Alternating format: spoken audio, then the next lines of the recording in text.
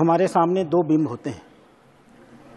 एक बिंब होता है भारत का, वो भारत जिसे हम अपनी माँ मानते हैं। हमारे शास्त्र जिसके बारे में कहते हैं माता भूमि पुत्रो हम पृथिव्यामा। हजारों साल पहले जिसके बारे में लिखा गया, उत्तरम यत् समुद्रस्य हिमाद्रस्तैव दक्षिणम वर्षम तद भारतम नाम भारती यत संतति। समुद्र के उत्तर में और हिमालय के दक्षिण में ये जो देश है इसे भारत कहते हैं, और हम भारत के पुत्र हैं, भारत के बच्चे हैं, और इसलिए भारतीय कहे जाते हैं। दूसरा बिंब होता है हमारे प्रधानमंत्री का। 26 मई 2014 को जब उन्होंने पहली बार शपथ लिया, और हम गर्व के साथ कह सकते हैं दुनिया की अकेली शख्सियत स्वर्गीय नेहरू जी के पास, जिन्होंने तीसरी बार शपथ लेने का काम लगातार सफलता के साथ किया। माननीय मंत्री प्रधानमंत्री जी जब शपथ ले रहे थे तो दो प्रकार की शपथ ले रहे थे। एक संवैधानिक शपथ जो इस देश के महामहिम से राष्ट्रपति दिलवा रहे थे, एक दूसरी भी शपथ उसी समय वो ले रहे थे। मैं अगर प्रधानमंत्री बना हूं तो मेरे काम करने की दृष्टि क्या होगी, मेरी आर्थिक नीतियां क्या होंगी। और वह शपथ उन्हें नरेंद्र नाम का एक दूसरा नौजवान दिला रहा था। नाम था नरेंद्र नाथ दत्त विवेकानंद। विवेकानंद बोल रहे थे और माननीय प्रधानमंत्री में मन में ही उनके शब्दों को दोहरा रहे थे। प्रधानमंत्री कह रहे थे, मैं नहीं भूलूंगा कि मेरा विवाह, कि मेरी संपत्ति, कि मेरा जीवन मेरे व्यक्तिगत भोग विलास के लिए या इंद्रिय सुखों के लिए हुआ है, मेरे व्यक्तिगत सुख के लिए हुआ है। मैं नहीं भूलूंगा कि मेरा यह समाज उस विराट महामाया की एक छाया मात्र है। मैं नहीं भूलूंगा भारत के जितने भी नागरिक हैं, अशिक्षित हों, गरीब हों, दलित हों, पिछड़े हों, मैं भारतवासी हूं और ये सारे नागरिक भारतवासी हैं, हमारे परिवार के सदस्य हैं। इनका सुख और दुख हमारा और सुख और दुख होगा। मैं नहीं भूलूंगा इस बात को कि जब तक यह जीवन है, यह धरती हमारे लिए स्वर्ग है और भारत का कल्याण ही हमारा कल्याण है। और इसी सपने को लेकर के मैं गर्व के साथ कह सकता हूं, जिस यात्रा को माननीय प्रधानमंत्री ने 2014 में शुरू किया, हम गर्व के साथ कहते हैं आज से 2024 तक वो यात्रा उनकी अनवरत जारी है। एक जमाने में रामधारी सिंह दिनकर ने, आज माननीय वित्त मंत्री जी बात कर रहे थे, आज से 60 साल पहले लिखा था देश की आर्थिक व्यवस्था के बारे में। कुछ समझ नहीं पड़ता रहस्य क्या है, जाने भारत में बहती कौन हवा है। धरती के सब पेड़ दीन दुर्बल है, गमलों के ही पेड़ सुदम्य सुदल है। जब तक है यह वह सम्य समाज सड़ेगा, किस तरह एक होकर यह देश लड़ेगा। सबसे पहले यह दुरित मूल काटोरे, समतल पीटों खाइया खड्ग पाटोरे, बहुपाद बटों की सिरा शोर छाटोरे, जो मिले अमृत सबको समान बाटोरे। माननीय पूर्व वित्त मंत्री भारत का भाषण दे रहे थे, वर्तमान की नीतियों के बारे में बता रहे थे। 1960 में रामधारी सिंह दिनकर भारत की स्थिति के बारे में बखान कर रहे थे और ऐसा लग रहा था वर्तमान से कोई इनका संबंध ही नहीं हो। 65 साल इन्होंने राज किया है।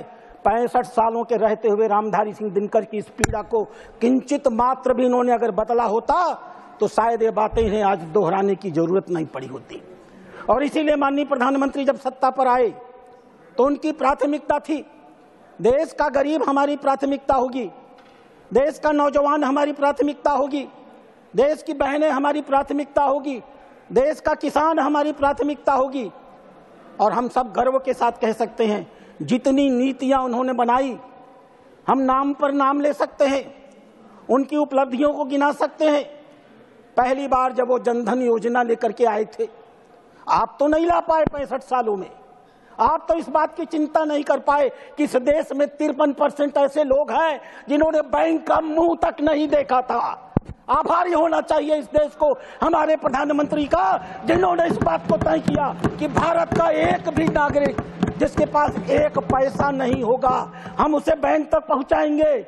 बिना ब्याज के पहुंचाएंगे, जीरो बैलेंस पर अकाउंट खोलेंगे, उसके अकाउंट में 5,000 रुपया डालेंगे, उसे बचत करने की कला सिखाएंगे, उस देश के विकास में उसकी हिस्सेदारी करेंगे। पीछे बैठकर 65 सालों में चंद्रशेखर आपने अपने देश की नागरिकों को मजबूर किया, बहनों को गांवों के अंधेरे में शौचालय में जाने के लिए, अपनी इज्जत को बचाने के लिए, विभिन्न प्रकार की समस्याओं का सामना करने के लिए आप इस मंच पर खड़े होकर आज भाषण देते हो। महिलाओं की जो बेइज्जती आपने 65 साल में इस देश में की है, भारत सन के साथ डूबेगा। आपको एहसान होना चाहिए माननीय प्रधानमंत्री का, जिन्होंने इस देश में स्वच्छ भारत योजना प्रारंभ की। और आज हम गर्व के साथ कह सकते हैं, भारत का कोई भी महिला, भारत की कोई भी बच्चा, कोई भी बूढ़ा आज अपने घर से निकल करके रात के अंधेरे में सड़कों पर जाने के लिए, शौचालय के लिए बाध्य नहीं हो सकता।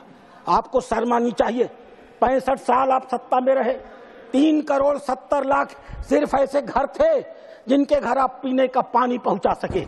शेष आप बात करते हैं आधे लोगों की, आप 140 करोड़ की जनसंख्या बताते हैं, 140 में 3,70,00,000 घरों को आपने पीने का पानी पहुंचाया था। आपको आभारी होना चाहिए हमारे प्रधानमंत्री का, जिन्होंने शुरू किया जल जीवन मिशन, जिनके नेतृत्व में आज हम गर्व के साथ कह सकते हैं 14 करोड़ घरों में हमने पीने का पानी पहुंचाने का काम किया है। आपको शर्म नहीं आती?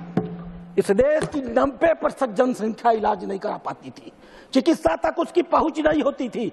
इलाज कराने में वो गरीबी रेखा के नीचे चली जाती थी, उसके घर बिक जाते थे, उसकी जमीनें बिक जाती थी। आप उसकी चिंता नहीं करते थे। चिंता अगर किसी ने किया तो भारत के प्रधानमंत्री नरेंद्र मोदी ने किया, जिसने तय किया इस देश का कोई भी गरीब पैसे की कमी के नाते मरेगा नहीं। आयुष्मान भारत योजना शुरू हुई, 50 करोड़ नागरिकों को आच्छादित किया गया और हम गर्व के साथ कह सकते हैं पिछले 7 सालों के अंदर, पिछले 5 सालों के अंदर 7 करोड़ 34 लाख लोगों ने अस्पताल में इलाज कराया। अध्यक्ष महोदय, मैं आपके सामने एक रिपोर्ट पेश करता हूं। यह रिपोर्ट है स्टैंडर्ड ऑफ पुअर की। चुनाव जब चल रहा था, चुनाव का निर्णय आने वाला था, 29 मई को यह रिपोर्ट आई थी। यह छोटी मोटी संस्था नहीं है, पूर्व वित्त मंत्री इसको नकार नहीं सकते। महत्वपूर्ण यह नहीं है कि उन्होंने भारत की रेटिंग बढ़ा दी। 2009 में भारत की रेटिंग BBB माइनस नेगेटिव थी, आपकी सरकार थी। 2012 में भारत की रेटिंग BBB माइनस नेगेटिव थी, आपकी सरकार थी।